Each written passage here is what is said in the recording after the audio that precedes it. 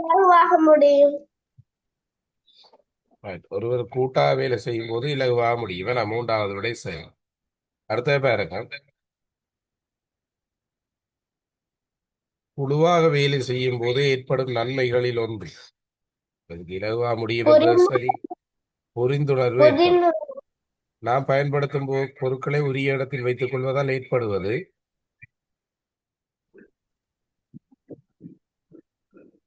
விடை இரண்டாவது சரி.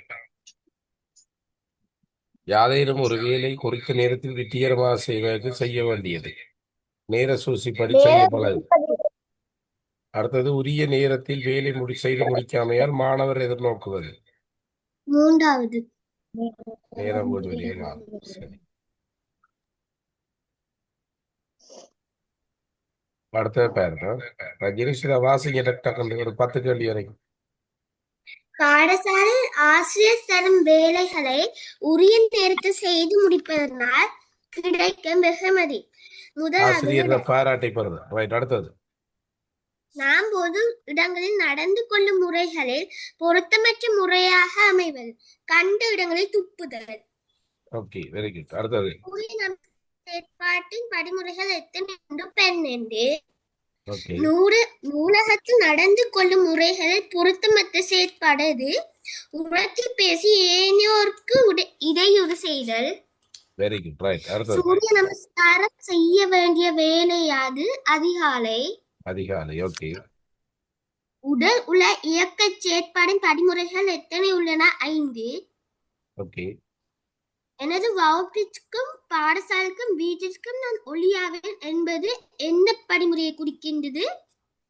திடசித்தம். எத்தனை மால்? 12வது சார். ரைட். ஓகே. ஒளியாவேன் என்பது திடசித்தம். சரி. ஓகே. ஒளி விளக்காவேன் என்றதான் 5வது வேறு. எமது பிரதேசத்தில் டெங்கு நோய்கள் பரவலுக்கான அறிகுறிப்புகள் காணப்படும் சந்தர்ப்பத்தில் யாருக்கு முதலில் அறிவிக்க வேண்டும்? பொது சுகாதார பரிசோதற்கு. நாம் அதிகாலையில் எவ்வாறான உணவுகளை உண்ண வேண்டும்? திரவ உணவு. சிறுவர் துஷ்பிரயோகம் தொடர்பாக கொஞ்சம் பொறுங்களா? திரவ உணவு சொன்னீங்க. எத்தனை கேள்வி? 14 சார். அதிகாலையில் நாங்கள் சாப்பிடணும். வேணா அதிகாலையில் எவ்வாறான உணவு? திண்ம உணவுகளை தான் சாப்பிடணும். அதிகாலையில் கேட்கிறாங்க.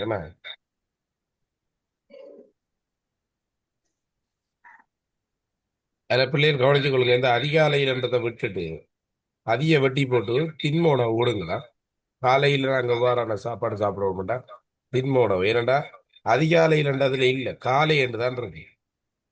ரைட். அடுத்தது சிறுவர் துஷ்பிரயோகம் தொடர்பாக அறிவிக்க வேண்டியது 1919.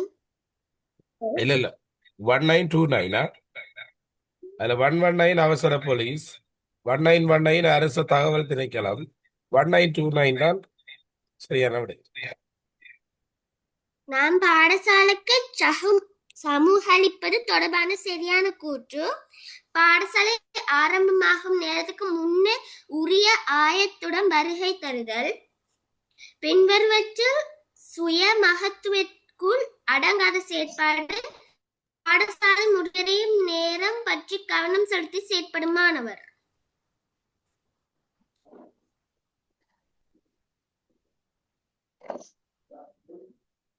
வாசிக்கவா?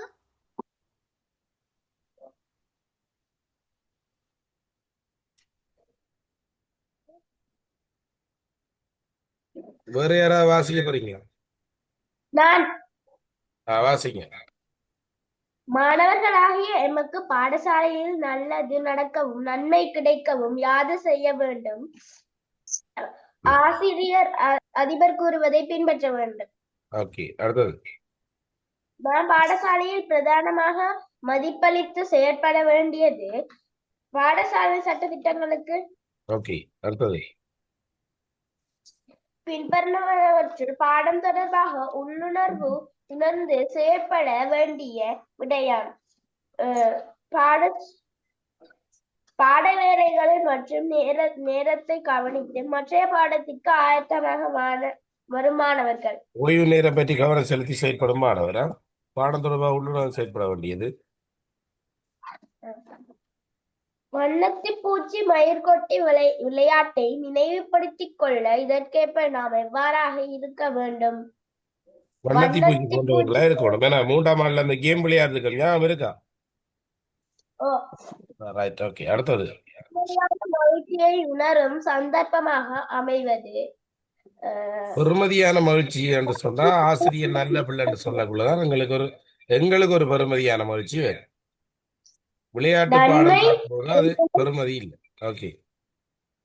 நன்மை ஒன்றினை செய்தால் நன்மை விளையும், தீமை ஒன்றினை செய்தால் தீமை விளையும். ஆகவே நாம் செய்ய வேண்டியது நன்மை.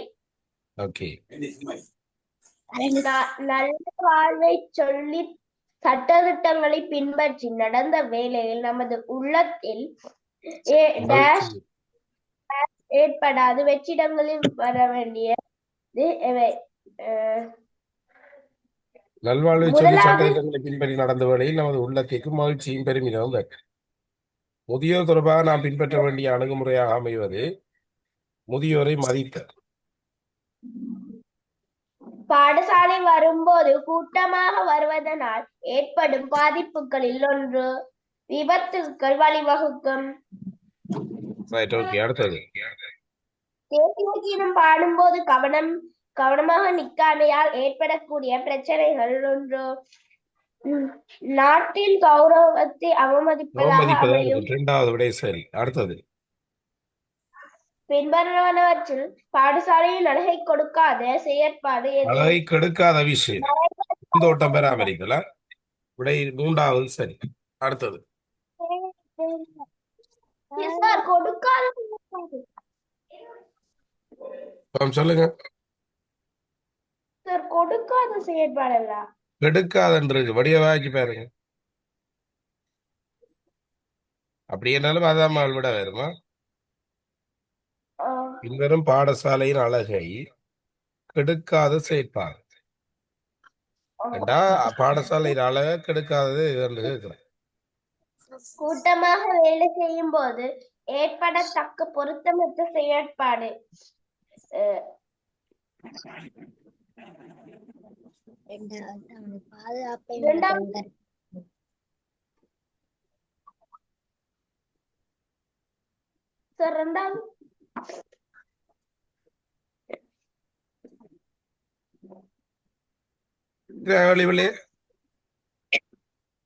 இருபத்தி 29 முடிஞ்சு.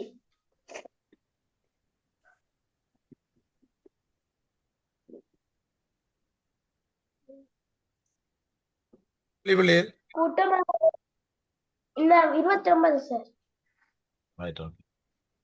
கூட்டா வேலை செய்யும் போது ஏற்படத்தக்க பொருத்தமற்ற செயற்பாடு.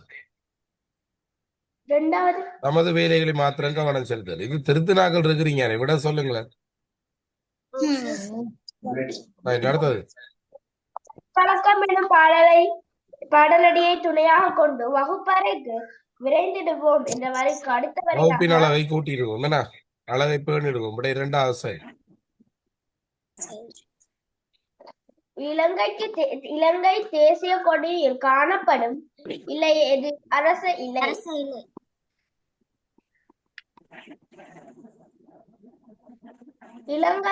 இலங்கை தேசிய கொடியில் இனங்களுக்கு இடையிலான ஒற்றுமையை கொடியின் முழுமைப்பாட்டையும் குறித்து நிற்பது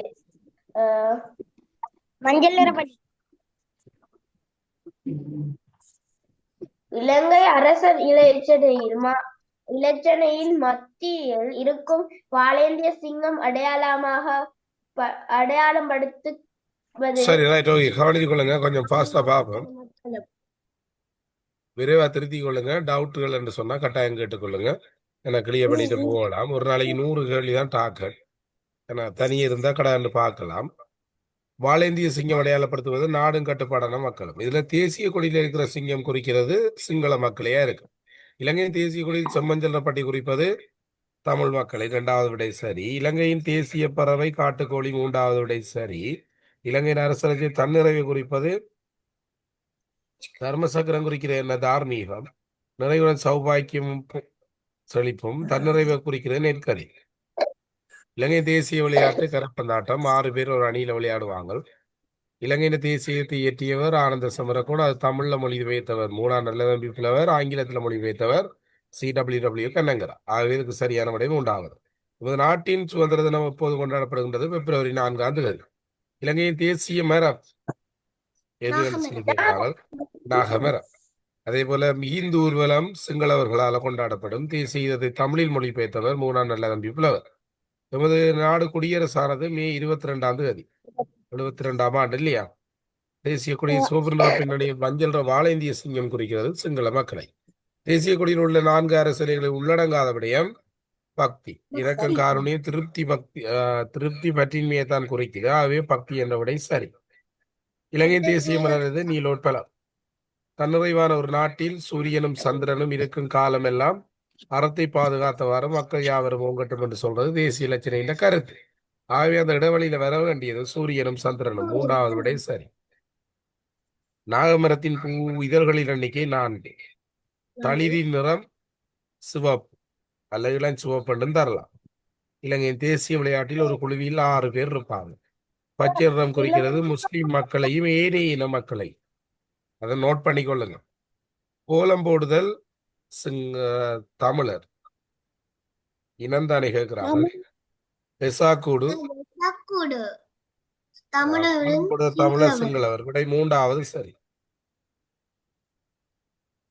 இலங்கை நமக்கு உரித்தான கீதம் தேசிய கீதம்.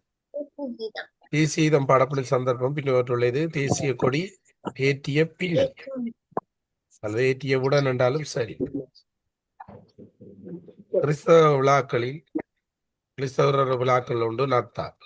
நமது நாட்டின் அனைத்து இன மக்களும் தரிசிக்க செல்லும் இடம் சிவனொளி பாதமலையும் சரி, கதிர்காமமும் சரி. அதே போல கரோல் பாடல் கிறிஸ்தவர்கள், பௌத்தர்கள வேத நூல் திரிபீடகம், கிறிஸ்தவர்கள வணக்கஸ்தலம் தேவாலயம், பொசன் ஊர்வலம் பௌத்தர்கள், அரசலட்சணை நிறைவுடன் குறிப்பது சௌபாக்கியம், மலதா சிங்களவர், 63 பின்வருவற்றுள்ள அரசம் பொறிக்கப்பட்டுள்ள இடம் பிரதேச செயலகம். இலங்கை தேசிய கீதத்தை ஆங்கில மொழிபெயர்த்தவர் CWW கண்ணங்கரா. பிரித்தானியர் இலங்கையை முழுமையாக கைப்பற்றியது 1815. 18115 ஒன்று ஞாபகம் வச்சுக்கொள்ளுங்க. போலீஸ் நிலையத்தை பெற்றுக் கொள்ளக்கூடிய ஒரு சேவை தொலைந்து போன அடையாள அட்டை பற்றிய எந்த முறைப்பாடுகள் என்று சொன்னாலும் நாங்க அங்கதான் செய்யணும். சரியா? நீங்க கதைக்க வேணாமா? டவுட்னா கேளுங்க. பிறை பார்த்தலுடன் தொடர்பானாக்கள் முஸ்லீம்கள். அவங்க ஒரு பிறையை கண்டு நோன்பு பெருநாள் ஆரம்பிப்பாங்க. அதே போல பிறையை கண்டுதான் முடிப்பாங்க. வதிவிடத்தை உறுதிப்படுத்துவர் கிராம அலுவலகர். மே மாதத்தில் கொண்டாடப்படுவது பௌத்தர்களின் பண்டிகை வெசாக், ரம்லான், கட்ச் ஆகியவை மஜீத் அதாவது முஸ்லிம்களோடு பள்ளிவாசலோடு தொடர்பானது. நாகமரத்தின் பூவின் நிறம் வெள்ளை. பன்சலையில பொசம் கொண்டாடுவாங்க. கோயில நவராத்திரி. 1வது விடை சரி. தேசிய கீதத்தை பாடி முடித்தவுடன் தலை சாத்து மரியாதை செய்தல். விடை 3வது சரி. இறந்து போன ஒரு புண்ணியம் தேடும் பயோத்தில் நீர் வார்த்தல் என்பது யாரோட சம்பந்தப்பட்ட? பௌத்தர்கள். நமக்கு இலவசமாக கிடைப்பது சுகாதாரம்.